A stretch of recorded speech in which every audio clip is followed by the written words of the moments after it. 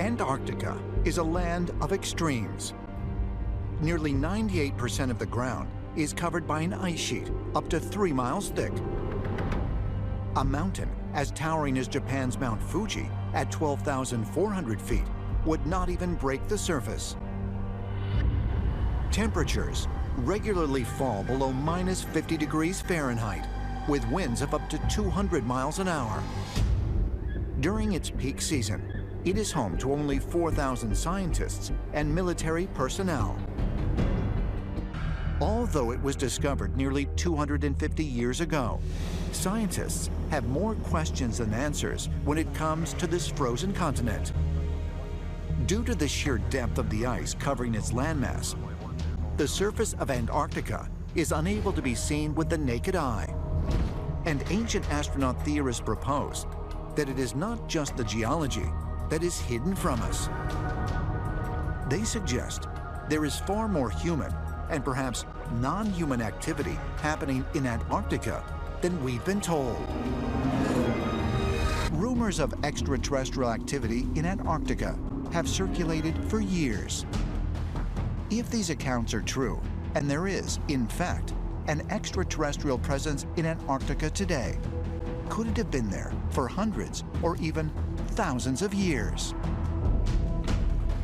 In July 2018, Linda Moulton Howe interviewed a whistleblower who offered to provide her with classified information regarding Antarctica on the condition that she not reveal his identity. Her source, a retired Navy SEAL who she identifies as Spartan 1, provided her with details of an ancient structure he claims to have visited during his time at the South Pole. At that time, my rank was First Lieutenant Commander, Naval Special Operations. We were inbound the southeast coast of Antarctica. We were dispatched for, unofficially, was a research reconnaissance mission. Officially, it was to find a certain individual, obtain any information, and bring it back. What was the date? August 2003. According to Spartan 1, when he and his team reached their destination, they encountered a large octagonal structure protruding from the ice. Cautiously, they proceeded to enter it. At the very top of the first structure that we entered, there was almost 18 feet poking from the ice. The rest of it was hidden under the ice. Each door was the same, anywhere from 18 feet thick to around 30 feet thick. And even though these doors were that thick and that heavy, you could take one finger and push them and they would open. There was no resistance whatsoever. The outside temperature was at least 40 degrees below zero. Once you stepped inside these structures, the temperature was an ambient 68 to 72 degrees. What about the ceilings, hallways, floors? It was lighted from the inside, but we could not find the source of light. It was a lime green in color. The walls were lined with what I call hieroglyphics, but nothing of hieroglyphics that I've ever seen in my life. Could there really be mysterious structures buried at the South Pole? Structures built by an advanced extraterrestrial civilization in our remote past. Located on the southern peninsula of Ross Island, this is the largest research station on the continent. It was opened by the U.S. government in 1956 and houses up to as many as 1,200 residents at a time. In January of 2015, a U.S. Navy flight engineer who served with the Antarctic Development Squadron at McMurdo for 14 years, came forward to investigative reporter Linda Moulton Howe with bizarre accounts of his time in Antarctica.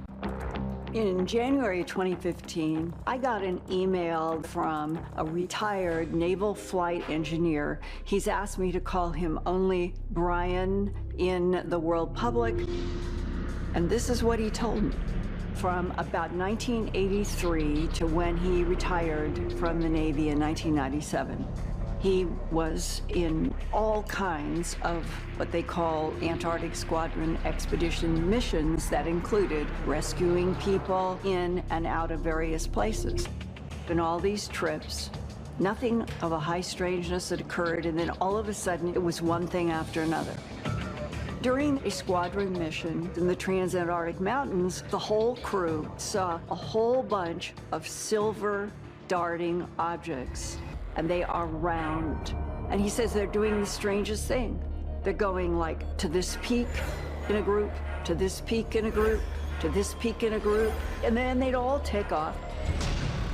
And not only did this happen once, it happened over and over.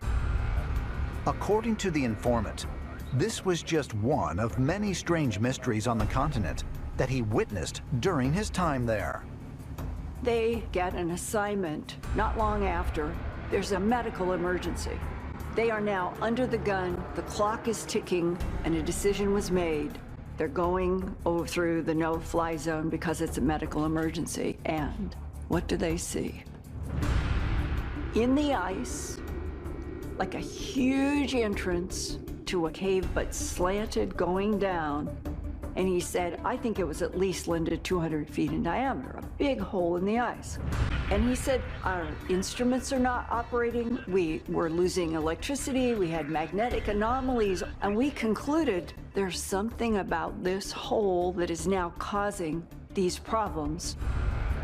They do their medical recovery, and the next thing they know, they're all being chewed out by men in suits that are not from McMurdo.